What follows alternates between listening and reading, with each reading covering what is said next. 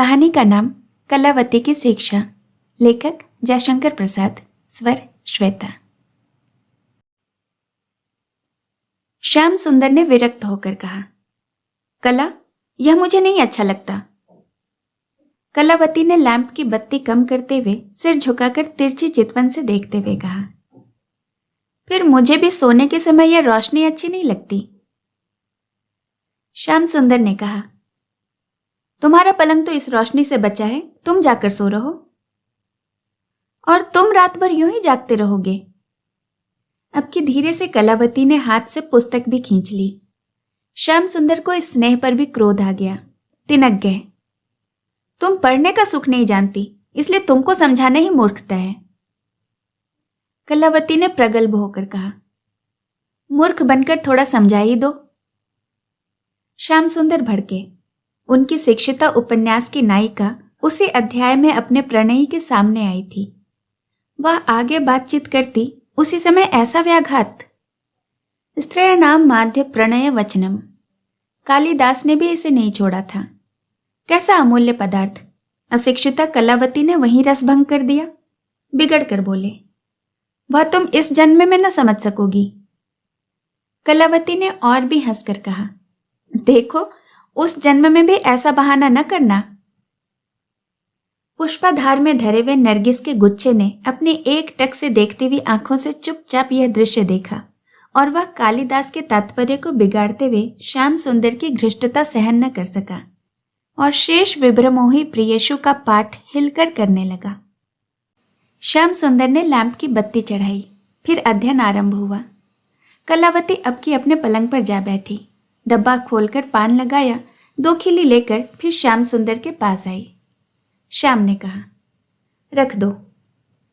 खिली वाला हाथ मुख की ओर बढ़ा, कुछ मुख भी बढ़ा, पान उसमें चला गया। कलावती फिर लौटी और एक चीनी की पुतली लेकर उसे पढ़ाने बैठी। देखो, मैं तुम्हें 2-4 बातें सिखाती हूँ, उन्हें अच्छी तरह रट लेना। लज्जा कभी न करना। ये पुरुषों की चालाकी है जो उन्होंने इसे स्त्रियों के हिस्से में कर दिया है। ये दूसरे शब्दों में एक प्रकार का भ्रम है।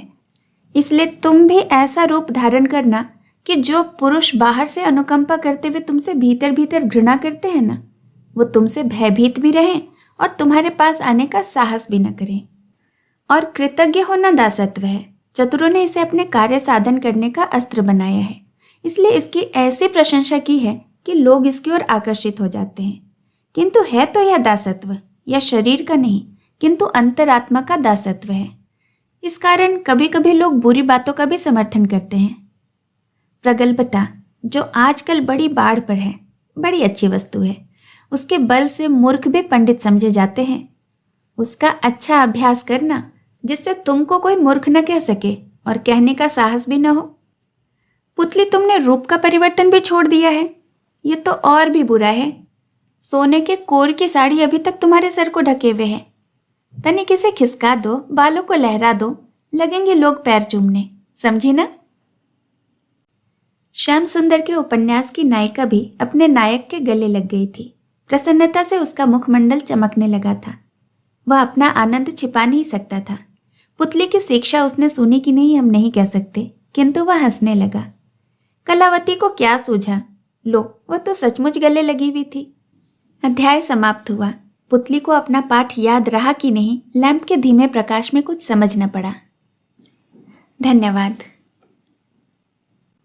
कहानी का नाम खंडहर की लिपि। लेखक जयशंकर प्रसाद। स्वर श्वेता। जब बसंत की पहली लहर अपना पीला रंग सीमा के खेतों पर चढ़ा लाई, काली कोयल ने उसे बरजना आरंभ किया और भंवरे गुनगुना कर कानाफूसी करने लगे। उसी समय एक समाधि के पास लगे हुए गुलाब ने मुंह खोलने का उपक्रम किया, किंतु किसी युवक के चंचल हाथ ने उसका हौसला भी तोड़ दिया। दक्षिण के पवन ने उससे कुछ झटक कर लेना चाहा, बेचारे की पंखुड़ियां झड़ गईं। युवक ने इधर उधर देखा। एक उदासी और अभिलाषामयी शून्यता ने उसकी प्रत्याशी दृष्टि को कुछ उत्तर न दिया। बसंत पवन का एक भारी झोंका हा हा कर उसकी हंसी उड़ाता चला गया। सटी हुई टेकरी की टूटी फूटी सीढ़ी पर युवक चढ़ने लगा। 50 सीढ़ियां चढ़ने के बाद वह बगल की पुरानी दालान पर विश्राम लेने के लिए ठहर गया। ऊपर जो जीर्ण मंदिर था उसका ध्वंस शेष देखने को वह बार बार जाता। उस भग्न स्तूप से युवक को आमंत्रित करती हुई आओ आओ की अस्फुरित पुकार सुनाई पड़ती। जाने कब के अतीत ने उसे स्मरण कर रखा है। मंडप के भग्न कोश में एक पत्थर के ऊपर न जाने कौन सी लिपि थी जो किसी कोरदार पत्थर में लिखी गई थी। वह नागरी तो कदापि नहीं थी। युवक ने आज फिर उसी ओर देखते देखते उसे पढ़ना चाहा। बहुत देर तक घूमता घूमता वह थक गया था। इससे उसे निद्रा आने लगी। वह स्वप्न देखने लगा। कमलों का कमनीय विशाल झील की शोभा को द्विगुणित कर रहा है। उसके आमोद के साथ वीणा की झनकार झील के स्पर्श के शीतल और सुरभित पवन में भर रही थी। सुदूर प्रतीची में एक सहस्र दल स्वर्ण कमल अपनी शेष स्वर्ण किरण की भी मृणाल पर व्योम निधि में खेल रहा था। वह लज्जित होना चाहता है। वीणा के तारों पर उसकी अंतिम आभा की चमक पड़ रही है। एक आनंदपूर्ण विषाद से युवक अपनी चंचल अंगुलियों को नचा रहा है। एक दासी स्वर्ण पात्र में केसर, अंगूर, चंदन मिश्रित अंगराग और नव मल्लिका की माला कई तांबूलों में लिए हुए आई और प्रणाम करके उसने कहा, महाश्रेष्ठी, धनमित्र की कन्या ने श्रीमान के लिए उपहार भेजकर प्रार्थना की है कि आज के उद्यान गोष्ठ में आप अवश्य पधारने की कृपा करें। आनंद विहार के समीप उपवन में प्रतीक्षा करती हुई कामिनी देवी बहुत देर तक रहेंगी। युवक ने विरक्त होकर कहा, अभी कई दिन हुए मैं सिंघल से आ रहा हूं। मेरा पोत समुद्र में डूब गया है। मैं ही किसी तरह बचा हूं। अपनी स्वामिनी से कह देना कि मेरी अभी ऐसी अवस्था नहीं है कि मैं उपवन के आनंद का उपभोग कर सकूं। तो प्रभु, क्या मैं यही उत्तर दे दूं? दासी ने कहा, हाँ, और यह भी कह देना कि तुम सरी की अविश्वासिनी स्त्रियों से मैं और भी दूर भागना चाहता हूं, जो प्रलय के समुद्र की प्रचंड आंधी में एक जर्जर पोत से भी अधिक दुर्बल और उस डुबा देने वाली लहर से भी भयानक है। युवक ने अपनी वीणा को संवारते हुए कहा। दासी ने सविनय कहा, वे उस उपवन में कब की जा चुकी हैं और हमसे यह भी कहा है कि यदि वे गोष्ठ में ना आना चाहें तो स्तूप की सीढ़ी के विश्राम मंडप में मुझे एक बार अवश्य मिलें। मैं निर्दोष हूं। युवक ने रोष भरी दृष्टि से देखा। दासी प्रणाम करके चली गई। सामने का एक कमल संध्या के प्रभाव से कुम्हला रहा था। युवक को प्रतीत हुआ कि वह धनमित्र की कन्या का मुख है। उससे मरकंद नहीं, अश्रु गिर रहे हैं। मैं निर्दोष हूं, यही भंवरे भी गूंज गूंज कर कह रहे हैं। युवक ने स्वप्न में चौंक कर कहा, मैं आऊंगा। आंख न खोलने पर भी उसने जीर्ण दलान की लिपि पढ़ ली थी। निष्ठुर, अंत को तुम नहीं ही आए। युवक सचेत होकर उठने को ही था कि वह कई 100 बरस पुरानी छत धम से गिर पड़ी। वायुमंडल में आओ आओ का शब्द गूंजने लगा। धन्यवाद। कहानी का नाम ग्राम गीत। लेखक जयशंकर प्रसाद। स्वर श्वेता। शरद पूर्णिमा थी। कमलापुर से निकलते हुए करारे को गंगा 3 ओर से घेर कर दूध की नदी के समान बह रही थी। मैं अपने मित्र ठाकुर जीवन सिंह के साथ उनके सौंध पर बैठा हुआ अपनी उज्जवल हंसी में मस्त प्रकृति को देखने में तन्मय हो रहा था। चारों ओर का क्षितिज नक्षत्रों के बंधनवार सा चमकने लगा था। धवल बिंदु बिंब के समीप ही एक छोटी सी चमकीली तारिका भी आकाश पथ में भ्रमण कर रही थी। वह जैसे चंद्र को छू लेना चाहती थी, पर छूने नहीं पाती थी। मैंने जीवन से पूछा, तुम बता सकते हो वह कौन सा नक्षत्र है? रोहिणी होगी। जीवन के अनुमान करने के ढंग से उत्तर देने पर मैं हंसना ही चाहता था कि दूर से सुनाई पड़ा, बरजोरी बसे हो नयनवा में। उस स्वर लहरी में उन्मत्त वेदना थी, कलेजों को कचोटने वाली करुणा थी। मेरी हंसी सन्न रह गई। उस वेदना को खोजने के लिए गंगा के उस पार वृक्षों की श्यामलता को देखने लगा, परंतु कुछ न दिखाई पड़ा। मैं चुप था। सहसा फिर सुनाई पड़ा, अपने बाबा की बारी दुलारी, खेलत रही आंगनवा में, बरजोरी बसे हो नयनवा में। मैं स्थिर होकर सुनने लगा, जैसे कोई भूली भी सुंदर कहानी हो। मन में उत्कंठा थी और एक कसक भरा कौतूहल भी। फिर सुनाई पड़ा, इकुल बतिया कबो नाही जनली, देखली कबो सपनवा में, बरजोरी बसे हो नयनवा में। मैं मूर्ख सा उस ज्ञान का अर्थ संबंध लगाने लगा। आंगन में खेलते हुए ये कुल बतिया वह कौन सी बात थी, उसे जानने के लिए हृदय चंचल बालक सा मचल गया। प्रतीत होने लगा उन्हीं कुल अज्ञात बातों के रहस्य जाल में मछली सा मन चांदनी के समुद्र में छटपटा रहा है। मैंने अधीर होकर कहा, ठाकुर, इसको बुलवाओगे? नहीं जी, वह तो पगली है। पगली? कदापि नहीं। जो ऐसा गा सकती है वह पगली नहीं हो सकती। जीवन, उसे बुलाओ, बहाना मत बनाओ। एक दीर्घ निश्वास को छिपाते हुए जीवन ने कहा, तुम व्यर्थ हट कर रहे हो। मेरा कौतूहल और भी बढ़ा।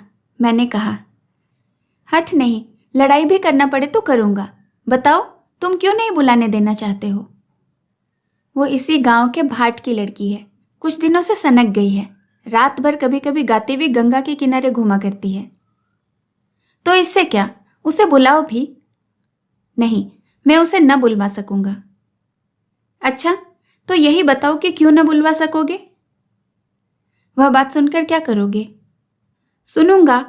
यह न समझना कि मैं तुम्हारी जमींदारी में इस समय बैठा हूं तो तुमसे डर जाऊंगा। मैंने हंसकर कहा। जीवन ने कहा, तो सुनो। तुम तो जानते ही हो कि देहातों में भाटों का काम प्रधान है। किसी अपने ठाकुर के घर उत्सवों पर प्रशंसा के कवित्व सुनाना। उनके घर की स्त्रियां घरों में गाती बजाती हैं। नंदन भी इसी प्रकार मेरे घराने का आश्रित भाट है। उसकी लड़की रोहिणी विधवा हो गई। मैंने बीच में ही टोक कर कहा, क्या नाम बताया? जीवन ने कहा, रोहिणी। उसी साल उसका दुरागमन होने वाला था। नंदन लोभी नहीं है, उसे और भाटों के सदृश मांगने में भी संकोच होता है। यहाँ से थोड़ी दूर पर गंगा किनारे उसकी कुटिया है। वहाँ वृक्षों का अच्छा झुरमुट है। एक दिन मैं खेत देखकर घोड़े पर आ रहा था। बहुत कड़ी धूप थी।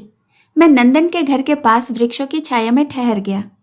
नंदन ने मुझे देखा। कंबल बिछाकर उसने अपनी झोपड़ी में मुझे बिठाया।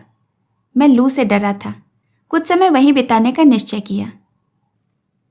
जीवन को सफाई देते देखकर मैं हंस पड़ा, परंतु उसकी ओर ध्यान न देकर जीवन ने अपनी कहानी की गंभीरता विच्छिन्न न होने दी। हाँ, तो नंदन ने पुकारा, रोहिणी, एक लोटा जल तो ले आ बेटी, ये तो अपने मालिक हैं, इनसे कैसी लज्जा। रोहिणी आई। वो उसके यौवन का प्रभात था। परिश्रम करने से उसकी एक एक नस और मांसपेशियां जैसे गढ़ी हुई हों। मैंने देखा उसकी झुकी हुई पलकों से काली बरौनियां छितरा रही थी और उन बरौनियों से जैसे करुणा के असदृश सरस्वती की कितनी ही धाराएं बह रही थीं। मैं न जाने क्यों उद्विग्न हो उठा।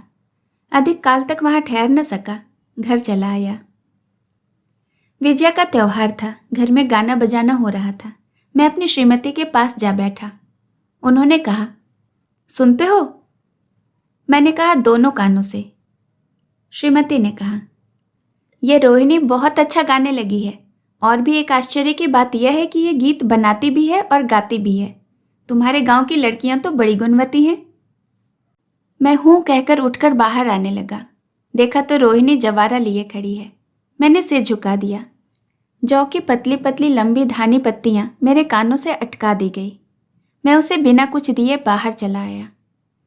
पीछे से सुना कि इस धृष्टता पर मेरी माता जी ने उसे बहुत फटकारा। उसी दिन से उसका आना बंद हो गया। नंदन बड़ा दुखी हुआ। उसने भी आना बंद कर दिया। एक दिन मैंने सुना उसकी सहेलियां उससे मेरे संबंध में हंसी कर रही थीं। वह ऐसा अत्यंत उत्तेजित हो उठी और बोली, तो इससे तुम लोगों का क्या? मैं मरती हूं, प्यार करती हूं उन्हें, तो तुम्हारी बला से। सहेलियों ने कहा, बाप रे, इसकी ढिठाई तो देखो। वो और भी गर्म होती गई। यहां तक उन लोगों ने रोहिणी को छेड़ा कि वो बकने लगी।